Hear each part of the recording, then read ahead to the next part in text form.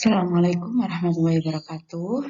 Kali ini saya akan menjelaskan tentang gugus pelindung. Ini merupakan materi lanjutan dari kemoselektivitas. Nah, yang pertama pengertian gugus pelindung. Gugus pelindung merupakan gugus yang digunakan untuk melindungi gugus tertentu agar tidak turut bereaksi dengan reaksi tertentu atau pelarut selama proses sintesis.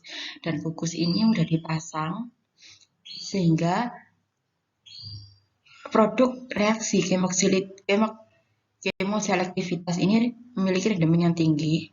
Produk gugus pelindung ini juga stabil atau tahan pada kondisi reaksi serta mudah dilepas. Ini salah satu contoh pentingnya penggunaan gugus karbonil. Jadi misalkan reduksi pada gugus karbonil. Pentingnya penggunaan gugus itu saat kita mau melakukan reduksi pada gugus karbonil.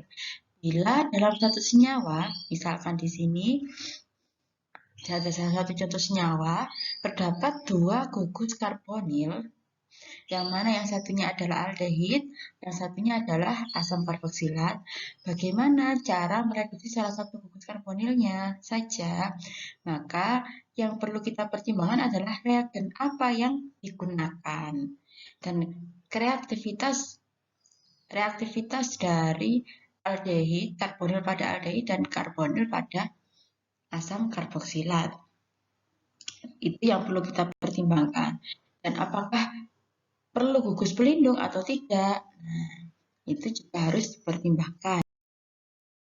Nah, apabila terdapat lebih dari satu gugus fungsi yang reaktivitasnya tidak setara, jadi gugus satu lebih reaktif dengan gugus yang lain, maka perlu dilakukan gugus pelindung. Jadi apalagi yang mau kita reaksikan adalah gugus yang tidak reaktif, sehingga kita perlu memberikan gugus pelindung pada gugus yang lebih reaktif.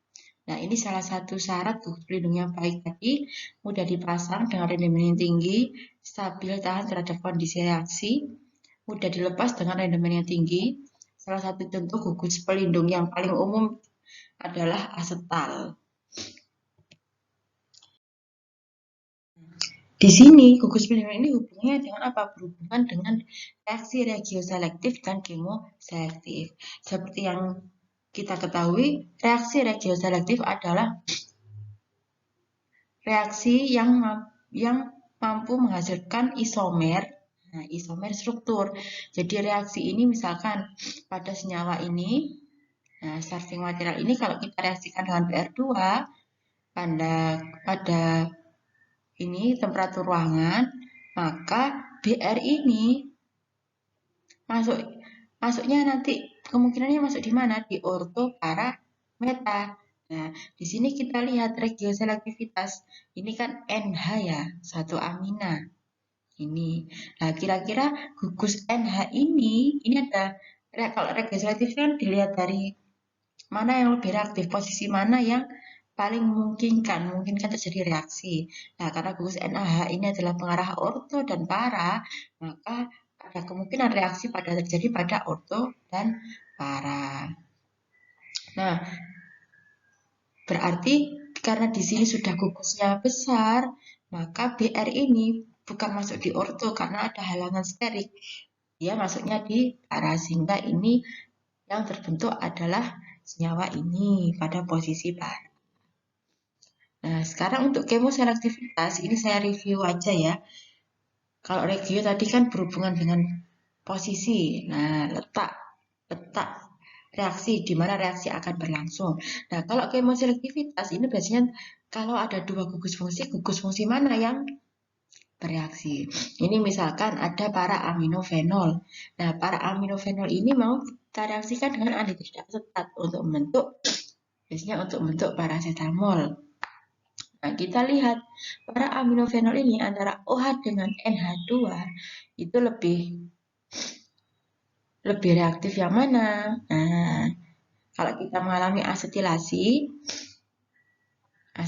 karena pada toluen, maka asetil akan berlangsung pada dua-duanya, nempel pada OH dan NH2.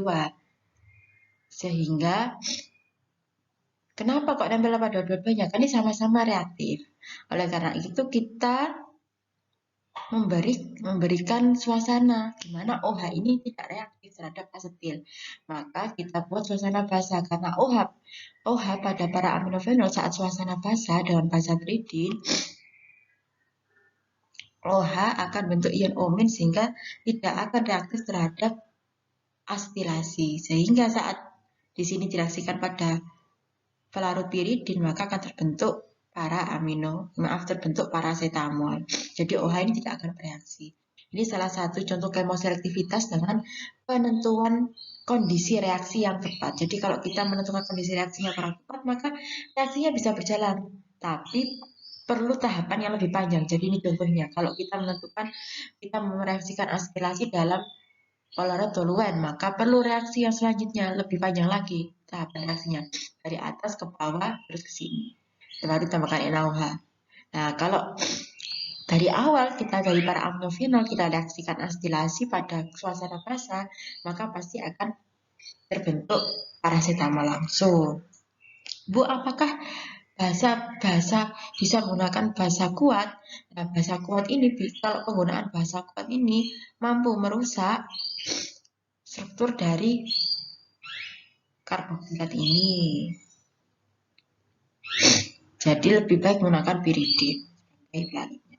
Nah, di sini reaktivitas toward nukleofilik, reaktivitasnya untuk gugus karbonil karboksilat seperti ini paling tidak reaktif, sedangkan aldehid adalah paling reaktif.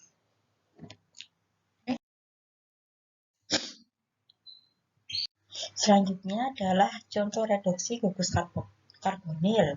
Nah, di sini adalah contoh saat kita ingin reduksi gugus karbonil pada sebelah kanan ini. Di sini juga sebenarnya sudah ada sama-sama gugus karbonil juga. Ini ester ya di sini. Nah, di sini keton, ini berupa OH. Maka di sini kita lihat ya, ini NaBH4 adalah reduktor. Ini. Nah, saat direaksikan ketiga gugus fungsi ini sama-sama bisa mengalami reaksi reduksi, tetapi reaktivitasnya berbeda. Nah, di sini dilihat. Nah, reduksi menggunakan NaBH4, aldehid memiliki reaktivitas yang lebih tinggi. Tapi kalau kita mereduksi, ini adalah asam karboksilat, amida, dan ester yang tidak bisa direduksi menggunakan NaBH4, sehingga kita melakukan reaksi terhadap NaBH4. Karena kan untuk reduktor itu sebenarnya kita ada pilihan NaBH4, Li sama H2. Ini ketiga ini bisa melakukan reduksi atau mereduksi. Nah, kita lihat di sini daftarnya. Oh, kalau kita mau mereduksi suatu senyawa keton, di sini tapi dalam satu gugus itu ada ester. Nah, kita lebih baik memilih NaBH4 reagennya. Karena NaBH4 ini tidak akan mampu mereduksi gugus ester di sini. Sehingga kita lakukan reaksi dengan NaBH4 sehingga C-karbonil pada keton ini akan tereduksi menjadi OH dan CO-karbonil pada ester ini tidak ikut reduksi. Gitu. Nah, selanjutnya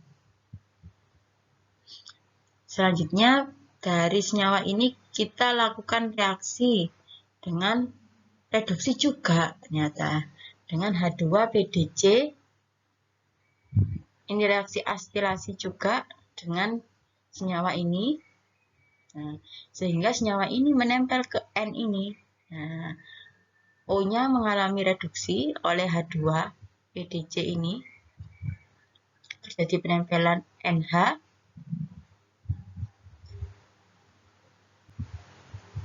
Kemudian, kalau kita ingin melakukan reduksi pada ester, maka yang mampu mereduksi ester adalah LiAlH4.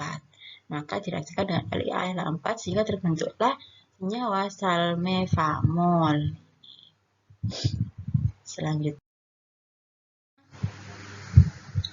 Bagaimana mereduksi keton dan aldehid menjadi alkohol? Sangat mudah, lebih mudah dan selektif menggunakan NaBH4.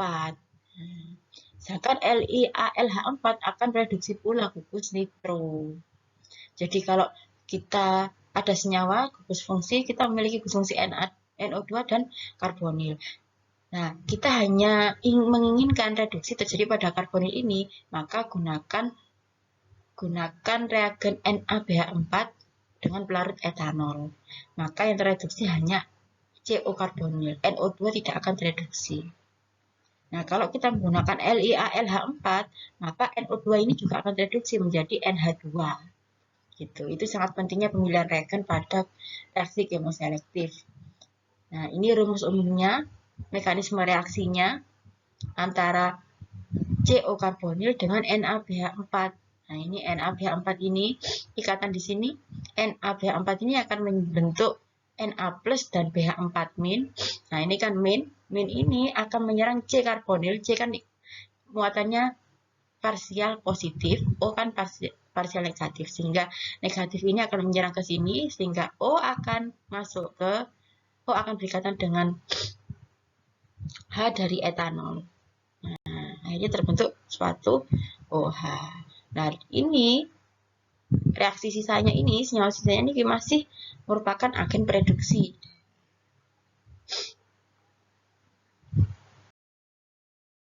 Nah, sekarang bagaimana mereduksi ester menjadi alkohol? Reaksi yang terbaik untuk mereduksi ester adalah LiAlH4. Tapi LiBH4 lebih dipilih karena selektif terhadap ester daripada karboksilat dan amida. Jadi kalau LiAlH4 ini semua senyawa yang memiliki karbonil bisa direduksi oleh LiAlH4 sehingga tidak selektif. Oleh karena itu, untuk mereduksi ester saja, maka menggunakan katalis LiBH4. Tapi reaksi dari LiBH4 ini berjalan agak lambat daripada saat kita menggunakan LiAlH4. Jadi misalkan di sini, ini contoh dari COOMe ini ester. Yang ini COOH, ini gugus asam karboksilat. Ini ester, ini asam karboksilat. Kita ingin melakukan reduksi terhadap ester saja. Asam karboksilat jangan sampai tereduksi. Nah, kalau kita menggunakan reagen LiAlH4, maka kedua gugus fungsi ini akan tereduksi menjadi alkohol. Sehingga kita harus memilih menggunakan LiBH4 meskipun reaksi nanti berjalan agak lambat. Nah, saat kita menggunakan LiBH4, maka yang tereduksi selektif. Reduksi hanya dilakukan pada gugus ester, nah, menjadi alkohol. Sedangkan asam karboksilat tidak mengalami reduksi.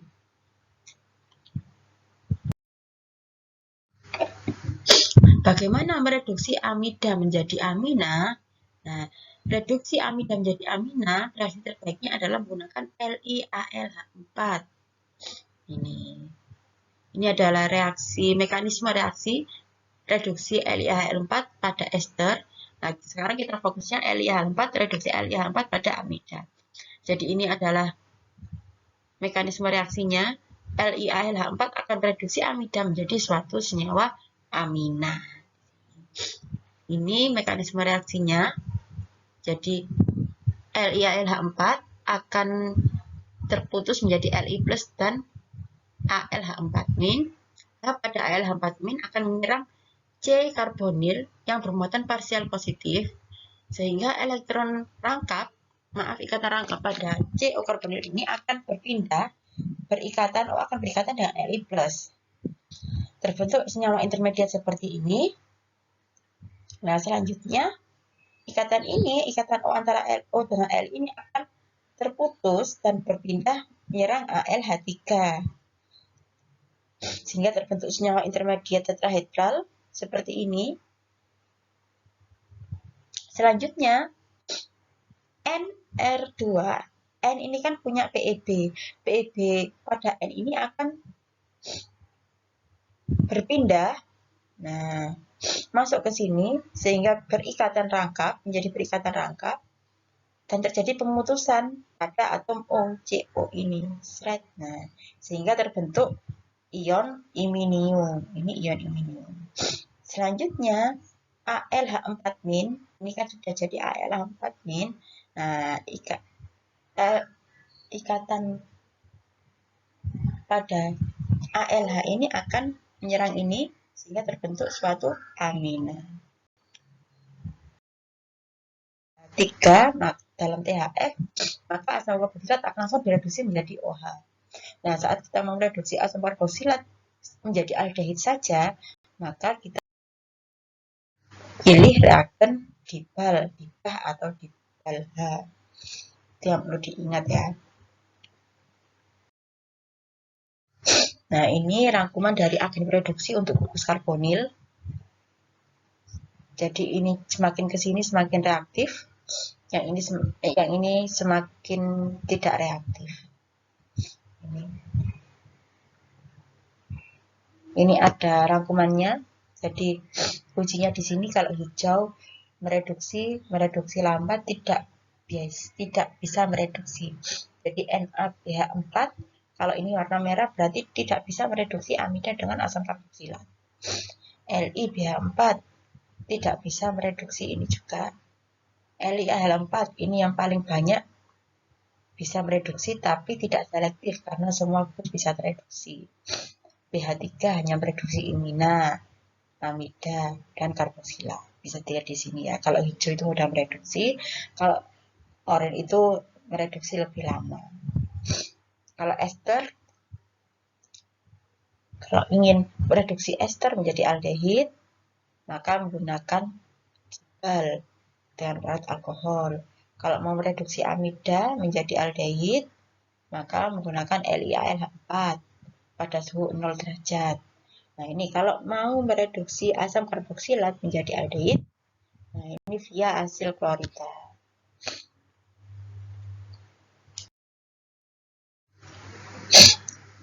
Nah, ini salah satu rangkuman gugus pelindung. Ini rangkuman beberapa gugus pelindung. Jadi untuk melindungi gugus, ini ada tabelnya. Gugus pelindung asetal ini yang paling sering digunakan untuk melindungi gugus fungsi keton dan aldehid dari basa atau nukleofilik. Ini TBDMS atau dialkilsilil R3SI alkilsilil. Nah, ini sebetulnya seperti ini. Ini biasanya digunakan untuk melindungi alkohol secara umum terhadap nukleofilik basa C atau N. Ini juga silakan dibaca. Ini sudah lengkap. Ada slide tentang rangkuman gugus pelindung. Jadi penggunaan gugus pelindung bisa diperhatikan gugus mana yang mau dilindungi. Jadi kalau amina kita gunakan.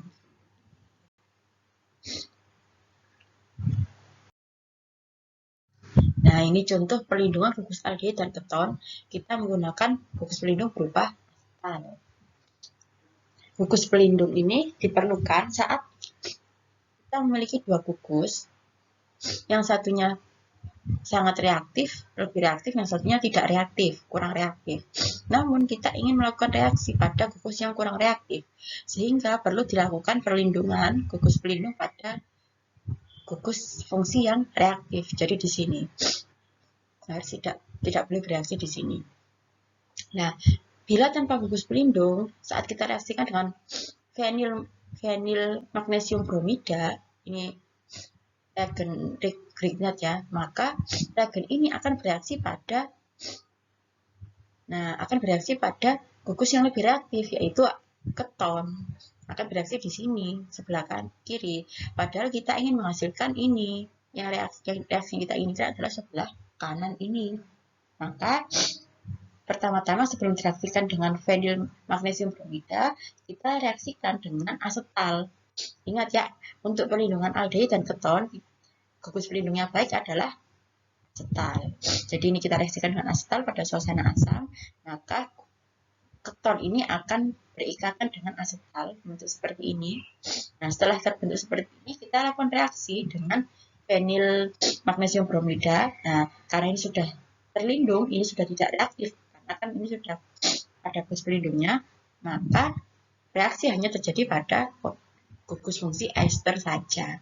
sehingga terbentuklah senyawa seperti ini. Jadi gugus pelindung ini akan terlepas lagi saat kita tambahkan, reaksikan pada suasana asam.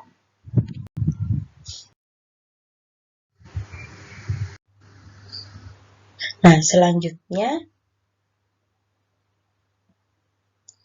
saat kita ingin bereaksikan, ini mereaksikan ester untuk membentuk senyawa seperti ini. Nah, ini impossible gridnya lagi, jadi grid reagen ini sangat tidak mungkin yang seperti ini, membentuk reagen-gridnya seperti ini, maka kita bisa melakukan gugus pelindung pada karena nanti RGBR nanti otomatis terikat pada CO karbonil, sehingga untuk melakukan reaksi ini kita perlu lakukan pelindungan pada CO karbonil sini dengan gugus asetal, sehingga setelah dilakukan dengan gugus asetal ini kita reaksikan dengan magnesium dan dietil ether ini, sehingga terbentuk senyawa seperti ini. Nah, ini sudah terbentuk reagen kitnya, kemudian baru kita reaksikan dengan senyawa ini, dengan etil metanoat ini dengan senyawa ester tadi. Jadi gugus pelindungnya masih ada, kita reaksikan sehingga terbentuk reaksi di sini. Nah, seperti ini baru kita keluarkan. Cara mengeluarkan gugus asetalnya gimana caranya? Kita berikan suasana asam dan pelarut H2O, maka asetal itu akan terlepas sehingga terbentuklah senyawa yang diinginkan ini. Salah satu